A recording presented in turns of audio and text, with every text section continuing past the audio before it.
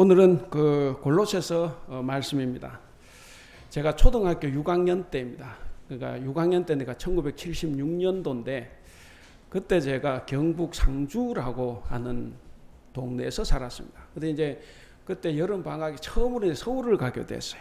그래서 얼마나 떨리는지 그때는 사실 촌에 있으면 읍내 면소재지 한번 나가 보는 것도 날 잡아야 갈 수 있는 거니까 서울 간다는 것은 거의 꿈만 같은 일이죠. 그래서 이제 며칠 동안 밤잠을 설치며 이제 기다렸다가 드디어 이제 서울을 갑니다. 서울 가기 전에 촌티 좀 벗으라고 우리 어머니께서 새 반바지를 사 오셔서 그것을 입고 이제 갔습니다. 말로만 듣던 서울역에 도착을 해서 우리 외삼촌 댁을 방문을 한데 외삼촌 댁이 전농동에 있었어요. 그래서 이제 청량리역까지 가는데 저는 한껏 기대를 했습니다. 이제 시내버스를 타고 하면서 서울을 구경하겠구나. 그런데 못했습니다. 정말 돌아버릴 것 같아요. 74년 8월 15일에 우리나라 처음으로 1호선 지하철이 개통이 됐는데 그 지하철을 타고 가는 거예요. 그래서 속만 보고 가니까 땅속만 굉장히 마음이 허전했습니다. 근데 어찌됐든 이제 서울에 도착했으니까 너무 이제 기분이 좋습니다. 근데 다음날 우리 외숙모님께서 제가 입고 간 바지가 촌스럽다고 새 바지를 사오셨어요. 뭔가 이렇게 청바지 같은 이 청색인데 그래서 그게 좋아가지고 이제 상주에 와서도 아주 그 옷을 애용을 했습니다. 여러분 우리가 잘 살게 되면 먹는 것 입는 것이 구분이 안 가요. 그런데 못 사는 나라일수록 먹는 것과 입는 것에서 촌놈과 도시놈이 나오는 거예요. 그래서 그때는 우리도 가난했기 때문에 이 옷이 촌놈과 도시 사람을 구분을 했습니다. 그래서 그 구분이 결국 차별을 낳기도 하고 또 놀림을 당하기도 합니다. 그래서 오늘날 좀 덜하다고 해도 예나 지금이나 옷은 그 사람의 신분을 나타내고 또 그에게 걸맞는 행동을 하도록 합니다. 가령 순백의 웨딩드레스를 입은 신부가 앞치마를 두르고 부엌에서 설거지를 하면 어떻습니까? 굉장히 어울리지 않죠. 양어깨 사성장군, 이 계급장을 달고 있는 사성장군이 자기 옷에 페인트를 묻혀가며 페인트칠을 하고 있다고 하면 그것도 역시 어울리지 않는 이야기입니다. 결혼을 앞둔 신부가 있어야 할 곳은 예식장이고 그리고 장군이 있어야 할 곳은 지휘소입니다. 바울은 예수 그리스도의 은혜로 구원받은 골로새 교회 교인들에게 새 사람을 입으라 라고 이렇게 권면을 합니다. 이 말은 골로새 교회 너희 신자들은 예수 그리스도의 은혜로 이미 새 사람을 입은 사람이 되었으니까 새 사람에 걸맞는 그런 행동을 하라라는 권면이기도 합니다. 자, 새 사람을 입었는데 새 사람 입은 사람이 여전히 탐심을 따르고 남을 비방하고 거짓말을 하고 있다고 하면 웨딩드레스를 입은 신부가 설거지하는 것과 같을 것입니다. 아담과 하와가 타락한 것도 역시 탐심 때문이라고 볼 수가 있습니다. 그 탐심 때문에 하나님의 말씀을 왜곡했습니다. 여러분, 왜곡된 하나님의 말씀을 따라 살면 나의 양심을 짓누르고 그리고 죄를 범하는데 담대해집니다. 우리가 말씀 가운데 살면 모든 것을 물리칠 수 있지만 그러나 말씀에서 벗어나면 우리는 나쁜 짓도 할 수 있는 겁니다. 결국 이 아담과 하와는 그런 탐심 때문에 새 사람의 옷을 벗고 하나님과 아무런 관계도 없는 옛 사람으로 돌아가고 말았습니다. 당시 골로새 교회 교인들은 많은 이단들에게 미혹을 받았습니다. 늘 말씀드리면 초기 교회 이단들은 대체로 두 가지입니다.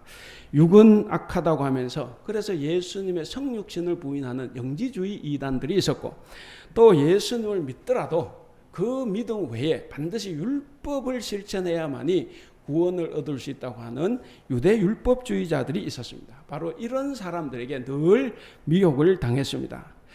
그것도 결국은 탐심이 원인입니다. 자, 이것은 옛 사람의 옷을 벗어버리고 새 사람의 옷을 입고 있는 이 새 사람들에게는 전혀 어울리지 않는 이야기입니다. 오늘은 이제 성령 강림절 후 8번째 주일입니다. 성령 강림절 후 절기는 1년의 절반 11월 말까지 계속됩니다. 이 기간을 보통 평절기라 그래서 특별히 신앙 훈련에 초점을 두는 기간입니다. 이 주일에 주어진 이 본문에서 사도 바울은 골로새 교인들에게 옛사람과 그 행위를 벗고 새 사람을 입은 그리스도인들은 땅의 것에 속하지 말고 새 사람답게 새롭게 살아라고 권면을 하고 있습니다. 자, 이 가르침에 따라서 우리가 이번 주간 특별히 우리가 훈련해야 될 신앙 내용은 무엇인가 하는 것을 한번 살펴보면서 함께 은혜를 나누겠습니다. 자, 첫 번째는 먼저 우리가 벗어야 할 옛 사람의 옷은 어떤 옷인가 하는 거요. 우리가 본문을 한번 읽어보겠습니다. 8절 9절을 같이 한번 읽어보겠습니다. 시작. 이제는 너희가 모든 것을 벗어버리라. 곧 분함과 노여움과 악의와 비방과 너희 입에 부끄러운 말이라.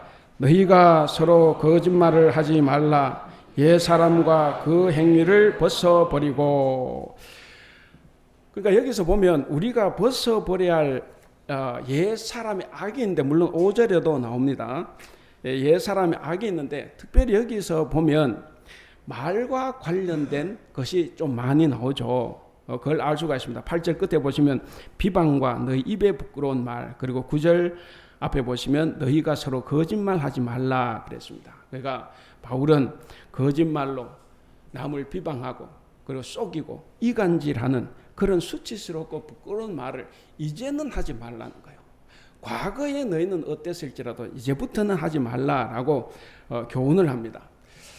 그럼 가인을 우리가 잘 압니다. 가인은 이제 토지 소산으로 하나님께 제물을 바쳤고, 그리고 그의 동생 아벨은 양의 첫 새끼와 그 기름으로 하나님께 바쳤습니다.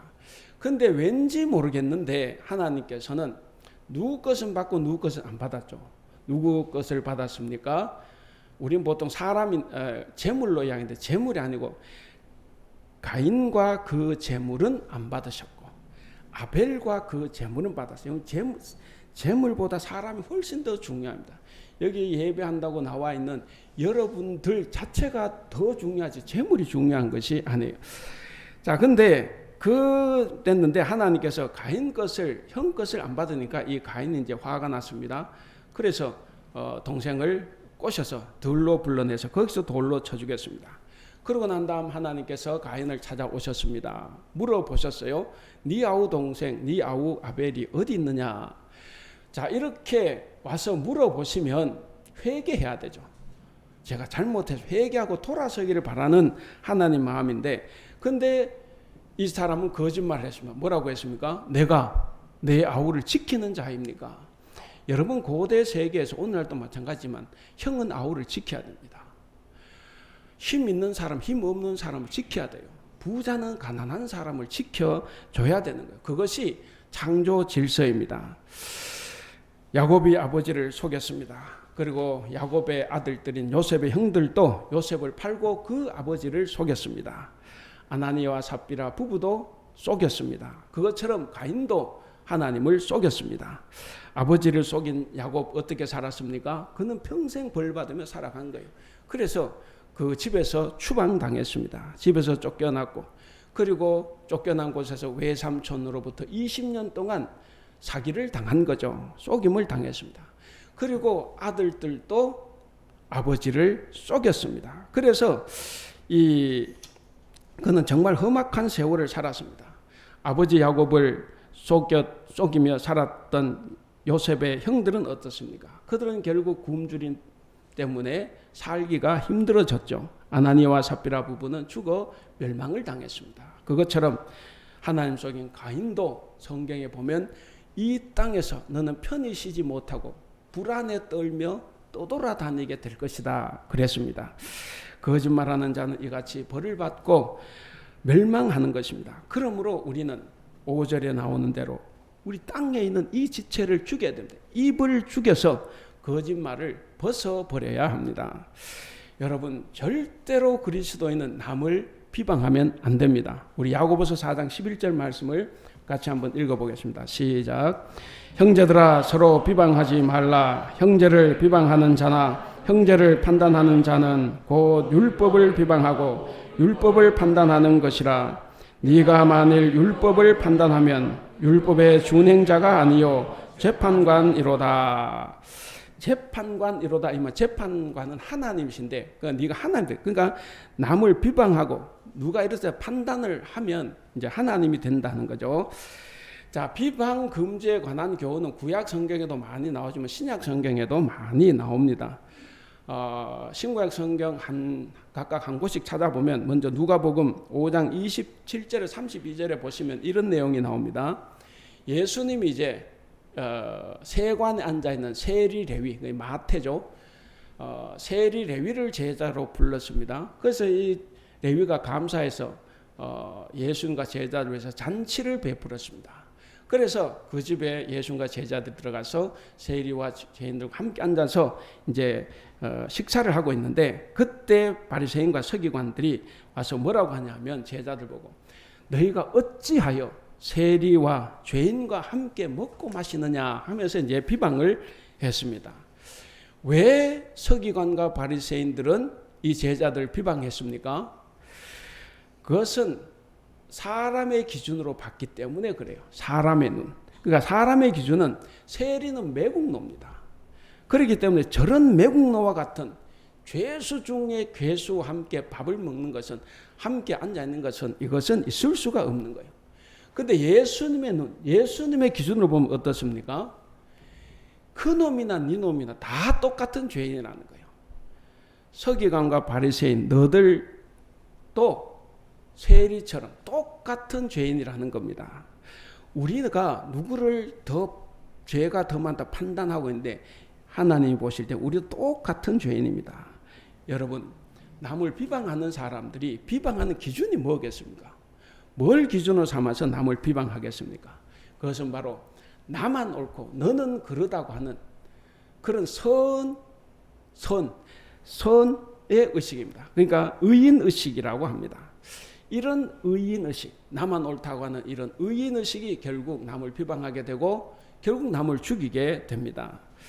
그렇다고 하면 여러분, 저와 여러분은 어느 자리에 지금 앉아 있습니까?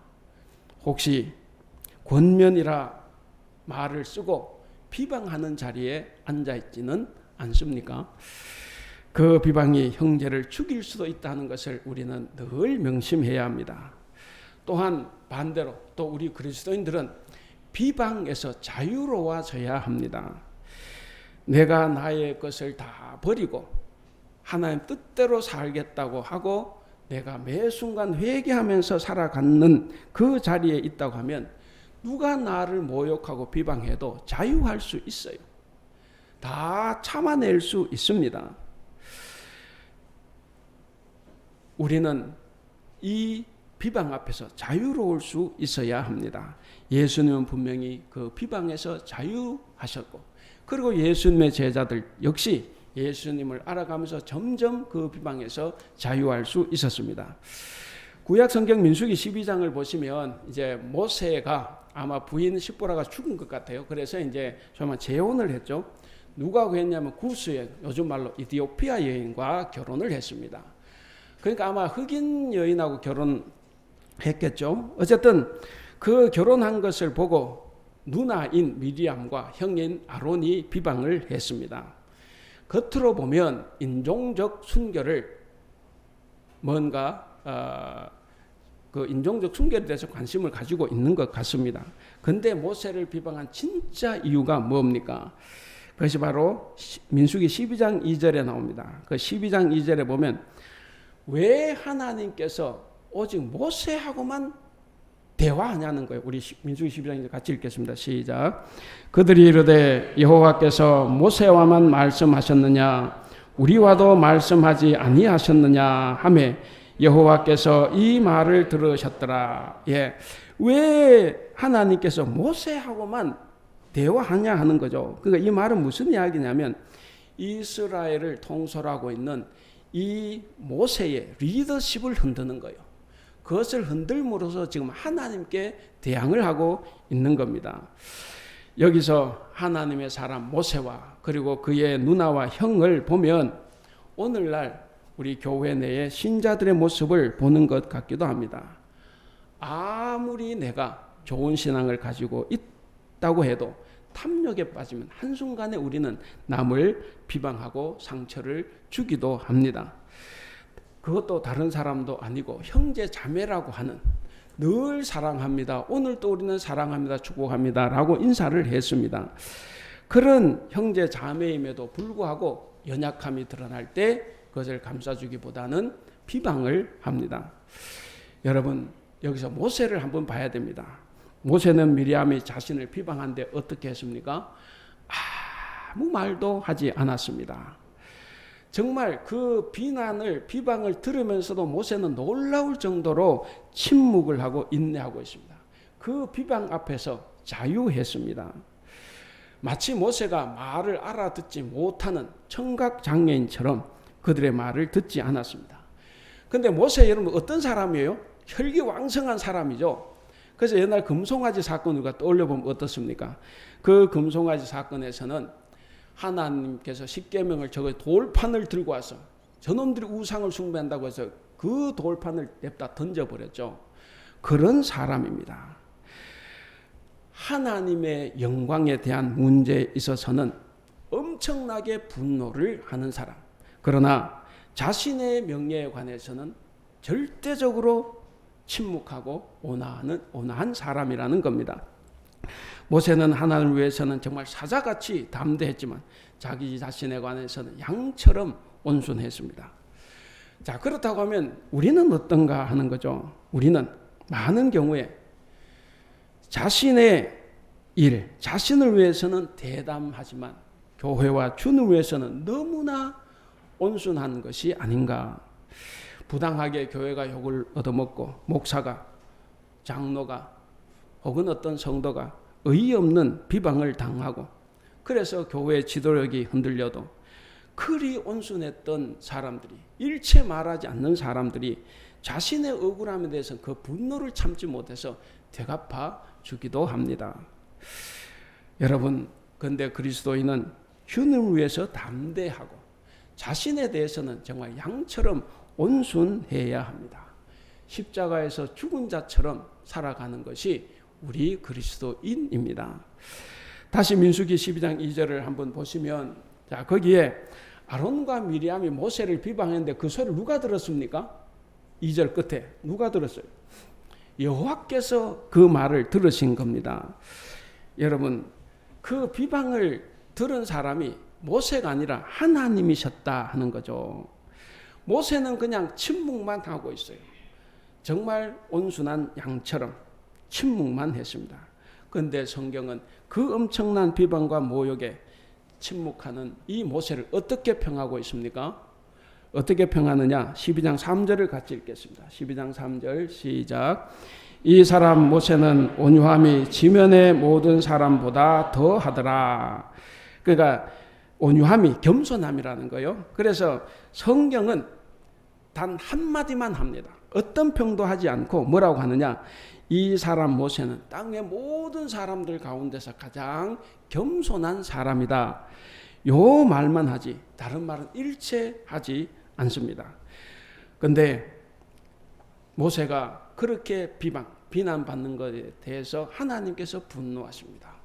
제가 이런 말씀 나올 때마다 드리지만 우리가 남을 보복하거나 복수하거나 차별하거나 판단하거나 정죄하거나 비난하면 안 된다는 거예요. 그건 누가 하느냐? 그건 하나님이 하시는 거예요. 그런데 감히 인간이 재판관, 지휘관, 거기 나온 것처럼 주관자가 되어가지고 우리가 누군가를 자꾸 판단하고 차별을 하는 것이 오늘 우리의 모습이기도 합니다. 자, 여기에 그렇게 하나님께서 분노하셔서 결국 미리암이 징계를 받죠. 징계를 받아서 10절에 보시면 결국 미리암이 나병에 걸리고 맙니다. 이건 나병 걸리면 불치병이니까 이제 그렇게 일평생 살다가 가는 거예요. 그런데 민수기 12장 13절 이 겸손한 사람 모세를 한번 보면 모세는 어떤 사람입니까? 우리 한번 읽어보겠습니다. 시작. 모세가 여호와께 부르짖어 이르되 하나님이여 원하건대 그를 고쳐 주옵소서. 한마디도 안 하고 있었던, 자기 비방에 대해서 한마디도 안 하던 이 모세가 하나님께서 그를 징계하시고 벌을 내리시자 하나님께 청구를 합니다. 하나님 빕니다. 제발 미리암을 고쳐주십시오. 자, 모세의 이 진심 어린 이 간구에 간청에 하나님께서는 바로 응답을 해 주셨습니다. 그것이 14절에 나오는데, 그래서 평생 이것으로, 이 병으로 살다가 죽어야 되지만 그럼 일주일만 그 병이 있게 하겠다. 그래서 일주일만 바깥에 가 있고 일주일 뒤에 회복시켜서 돌아오게 했습니다. 사랑하는 우리 성도 여러분, 우리도 모세를 본받아야 합니다. 비방을 들어도 분노하지 말고 오히려 비방자가 받을 그 징계, 벌을 생각하며 오히려 그를 용서해달라고 하나님께 기도하는 자가 되어야 합니다. 바울은 오늘 본문에서 그렇게 촉구하죠. 우리의 언어 생활의 변화를 촉구하고 있는 겁니다. 여러분, 말의 변화, 이 언어의 변화가 행동의 진실성을 보여줘요. 야고보서를 비롯해서 신약 성경 여러 곳에서 변화된 그리스도인의 윤리적 실천 덕목에 바른 언어 생활을 제시를 합니다. 성도가 일상의 말을 통제하지 못하고 늘 비방하는 말, 더러운 말로 가득하다고 하면 여러분, 우리가 교회가 전하는 이 복음의 진실성을 어떻게 나타내겠습니까? 내가 변화되지 않고 내가 말로 누군가를 전도한다는 것이 어떻게 가능하겠습니까? 이것이 오늘 우리 한국 교회, 우리 한국 개신교회를 보면 압니다. 우리가 어떤 말을 해도 불신자들은 안 믿어요. 그게 결국 우리가 그렇게 살아왔기 때문에 그런 겁니다. 하나님의 말씀이 우리 마음에 정말 심겨져 있다면 성품이 변화되고, 그 성품이 변화되었다고 하면 가장 먼저 말이 바뀔 것입니다. 하나님의 말씀이 인간의 말을 주관하기 때문에 그렇습니다. 하나님의 말씀은 옛 사람들의 특징이라고 주어지는 모든 것들을 근본적으로 제거할 수 있습니다. 사랑하는 우리 성도 여러분, 그렇기 때문에 우리는 항상 정직하게 말하고 진실하게 행동해야 합니다. 그렇게 함으로써 성도의 말은 보증수표다, 저 사람이 하는 말은 정말 보증수표다라는 이런 칭찬을 들음으로써 하나님께 영광을 돌리시는 여러분들이 될 수 있기를 바랍니다. 자, 두 번째로, 그렇다고 하면 우리가 입어야 할 새 사람의 옷은 어떤 옷인가 하는 겁니다. 여러분, 우리가 구원을 받고 정말 진리의 말씀으로 새 사람을 입은 그리스도인이라고 하면 절대로 남을 차별하면 안 됩니다. 차별은 없어져야 해요.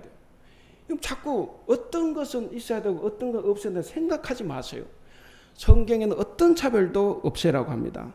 어떠한 이유에서라도 차별하지 않는 태도, 그것이 정의입니다. 차별은 누가 합니까? 하나님이 하시는 거예요. 교회는 그리스도의 몸이기 때문에 인종, 성별, 계급, 신분, 그리고 직업, 그 어떤 이유로도 차별이 있어서는 안 됩니다. 그 차별하는 것은 바로 예수 그리스도를 부인하는 행위이고, 그래도 예수 그리스도께서 죽음으로써 이루신 화해와 정의를 다 깨버린 행위입니다. 여러분, 우리 교회 안에는 차별이 없습니까? 우리 한국 개신교회 안에 차별이 없습니까? 아니면은 우리에게는 차별이 없습니까? 성경이 우리에게 알려주는 것은 하나님의 사랑이라는 거요. 우리 요한일서 4장 7절에서 8절 같이 한번 읽어보겠습니다. 시작. 사랑하는 자들아, 우리가 서로 사랑하자. 사랑하는 자마다 하나님으로부터 나서 하나님을 알고, 사랑하지 아니하는 자는 하나님을 알지 못하나니 이는 하나님은 사랑이심이니라. 여기 보면 사랑은 하나님께 속했다. 그래서 사랑하는 사람은 하나님으로부터 나서 하나님을 아는 사람이다 하는 거죠. 그러니까 우리가 사랑하지 않고 살면 우리 하나님을 모르는 사람입니다. 근데 문제는 뭐냐면 하나님의 사랑을 외치는 이 기독교회 안에 정작 사랑이 없다는 거예요. 가장 크고 위대하신 하나님의 그 큰 사랑을 말하면서 절대 용서할 줄 몰라요. 사과할 줄도 모릅니다. 무한광대하신 하나님을 말하면서도 자신과 다른 그 생각의 차이를 받아들이지 못합니다. 여러분, 사랑을 말하면서도 사람을 구별하고 차별한 그런 자기의 모순도 보지 못하는 그 눈을 가지고 우리가 사람을 이념으로 판단하고 성도를 자기의 얄팍한 어떤 성경 지식, 신앙 지식으로 구별하고 있는데 그 사람을 어떻게 우리가 의롭다고 할 수 있겠습니까? 여러분, 모든 사람은, 모든 개인은 다 존중을 받아야 할 사람들입니다. 근데 나와 다른 너, 내 편이 아닌 너를 규정하고 차별하는 곳이라고 하면 거기에는 하나님의 사랑은 절대로 존재하지 않습니다. 하나님은 차별 없는 사랑을 우리에게 말씀하셨습니다. 바로 오늘 본문 11절을 보시면 하나님께서 바울을 통해서 그것을 말씀하셨습니다. 오늘 본문 11절 같이 읽겠습니다. 11절 시작. 거기에는 헬라인이나 유대인이나 할레파나 무할레파나 야만인이나 스구디아인이나 종이나 자유인이 차별이 있을 수 없나니 오직 그리스도는 만유시요 만유 안에 계시니라. 여러분, 여기에 나오는 대조되는 사람, 이거는 사실 절대로 화합할 수 없는 거예요. 여러분, 종과 주인, 유대인과 헬라인 절대로 할 수 없어요. 당시에 있었던 차별을 대체로 제시를 했는데 그 중에 특별히 야만인과 스구디아인의 차별이 있습니다. 야만인은 뭐 특별히 우리가 생각 그런 야만이 아니라 여기 야만인은 헬라 말을 하지 못하면 아무리 뛰어난 문화를 가지고 있는 민족이라도 그 야만인이에요. 그것은 야만인이라 그랬고, 근데 스구디아인이라 그랬죠. 스구디아인은 정말 못된 사람들입니다. 당시 최하등의 야만인이었어요. 그들은 사람을 잡아서 신에게 제사를 했습니다. 전쟁에서 적을 생포하면 산채로 그 가죽을 벗겨서 사용하고, 그리고 사람의 피를 빨아 마셨습니다. 간혹 왕이 죽으면 50명 정도의 신하들도 함께 죽이는 그런 무지몽매한 자들, 그들이 스구디아인입니다. 도저히 용서할 수 없고 교회 안에서 저들과 같이 할 수 없어요. 그런데 이러한 사람들에 대해서도 차별하지 말라는 거예요. 그리스도 안에서는 어떤 차별도 존재하지 않습니다. 하나님은 바울을 통해 어떤 차별도 하지 않는 그런 사람을 새 사람이라고 말을 했습니다. 저와 여러분은 과연 새 사람인가? 우리는 늘 돌아봐야 됩니다. 여러분, 11절에 나오는 이 차별이 없는 상태는 8절, 9절 그리고 앞에 5절, 자, 이런 윤리 생활을 할 때 자연스럽게 이루어지는 거예요. 그런데 우리가 여전히 차별하고 있다? 그렇게 하면 뭡니까? 우리는 옛 사람 행실을 그대로 한 아직도 죄인이라는 겁니다. 차별 없는 복음은 노예나 자유인이나 남자나 여자나 유대인이나 헬라인이나 야만인이나 스구디아인이나 다 차별이 없다라고 하는 선언입니다. 예수 그리스도의 복음은 모든 종류의 편견과 차별을 허물고 우리를 그리스도 안에서 한 형제 자매가 되게 했습니다. 그렇기 때문에 하나님 앞에서는 그 어떤 죄인이라도 차별 없는 예수 그리스도의 복음을 받아들여야 할 사람들입니다. 여러분, 하나님 앞에서는 절대로 차별이 있을 수 없습니다. 저와 여러분을 포함하여서 모든 사람들은 어떤 사람입니까? 구원받아야 될 죄인들이에요. 의인은 한 명도 없습니다. 여러분, 우리도 죄인이라는 것을 늘 기억하고 살아야 됩니다. 제가 자주 말씀드리지만 내 죄도 감당하기 힘든데 누구의 죄를 자꾸 판단하고 정죄하고 차별을 하겠습니까? 성경이 이런데도 교회와 세상은 계속 차별을 합니다. 왜 차별을 합니까? 뭐 여러 가지 이유가 있겠지만 오늘 말씀에 비춰서 그 안에 특권 계급, 특권 의식이 있기 때문에 그렇습니다. 죄를 지어도 힘 있는 사람, 권세자들은 처벌하지 않는 현실, 각종 불법에 침묵하고 방조하는 언론이 바로 그런 특권 계급들입니다. 불법으로 재산을 취득하고도 처벌받지 않는 사람이 국회의원이 되고 장관이 됩니다. 병력 사유가 불분명한 사람들, 위장전이과 논문을 표절한 사람들이 그들이 정치에 나서는 현실, 바로 그런 것들이 특권 계급입니다. 지방은 취약하고 서울만 강해진 현실도 그렇습니다. 목사들도 마찬가지예요. 한때는 북한 세습을 비난하다가 자기들이 교회를 세습하면서부터는 일체 지금까지 북한 세습에 대해서는 말하지 않아요. 그런 목사들, 성도가 많고 돈이 많다고 교회를 개인 기업으로 만드는 목사들, 그런 목사들과 한통속이 되어서 비리를 감추고 부역하는 장로들, 바로 그들이 특권층들입니다. 자칭 기독교인이다. 여러분들이 정말 기독교인이라고 생각하면 차별을 멈춰야 합니다. 하나님의 이름으로, 신의 이름으로 차별을 정당화하는 교회가 있다고 하면 우리는 그런 교회들에게 차별을 멈춰라고 소리쳐야 합니다. 여러분, 편견과 차별은 고통과 상처만 남겨요. 그런데 예수 그리스도의 복음은 회복과 하나됨으로 우리를 이끌어 갑니다. 정치, 경제, 문화, 이념, 생각의 차이, 세대, 지역, 과거의 일로 편견을 갖지 말고 차별하지 말아야 합니다. 우리는 다 복음으로 하나 된 사람들입니다. 복음으로 하나 되어 하나님이 예수 그리스도를 통하여 차별 없는 사랑으로 우리를 구원하셨습니다. 우리가 그렇게 구원받은 사람들이에요. 그래서 우리는 다시 세상에 이 복음을 선포해야 합니다. 그런 복된 성도들이 될 수 있기를 바랍니다. 자, 이제 말씀을 맺겠습니다. 사랑하는 우리 성도 여러분, 우리가 그리스도인이 된다는 것은 오늘 이 예배 자리에 나와서 앉아 있는, 예배 참석하는 것으로 끝나지 않습니다. 예배 출석하는 교인이 되어서 되는 것이 아니라 철저하게 변화가 되고 하나님을 닮아서 우리도 정의롭고 거룩하고 겸손하게 살아가야 하는 것입니다. 여러분, 성도가 된다는 것은 사회에서 흔히 있는 돈 세탁이 있죠. 돈 세탁처럼 겉모양만 위장하는 게 아니라 마음의 동기나 가치관, 그리고 중심의 밑바닥까지 온전히 다 하나님처럼 되는 것입니다.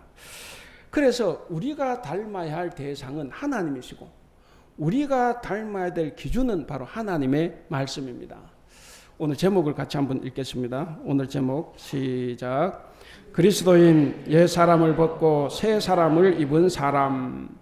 사랑하는 우리 성도 여러분, 우리는 옛 사람을 죽이고 새 사람을 입되 철저하게 변화해야 합니다. 동시에 변화된 새 사람들이 사는 그 사회, 그 교회는 이 땅에 존재하는 민족적 차별, 사회적 차별, 교육적 차별 등 그 어떤 차별도 존재하면 안 됩니다. 그러므로 우리 사랑하는 대북교회 성도 여러분, 그리고 오늘 영상으로 함께 예배하는 우리 성도 여러분, 오늘 우리는 회개하여 거듭난 성도로서 마음의 동기와 내면의 뿌리까지 철저하게 변화가 되어서 복음으로 새롭게 되는 교회, 그리고 이 세상에 완전하신 하나님을 증거함으로써 공적인 사명을 충실하게 감당하는 그런 교회, 그런 교회 안에서 천국 시민으로서 살아가는, 그리고 하나의 말씀을 실천하며 그 사랑을 실천하며 편견 없이 차별 없이 살아가는 복된 성도 여러분들이 될 수 있기를 주님의 이름으로 축원합니다.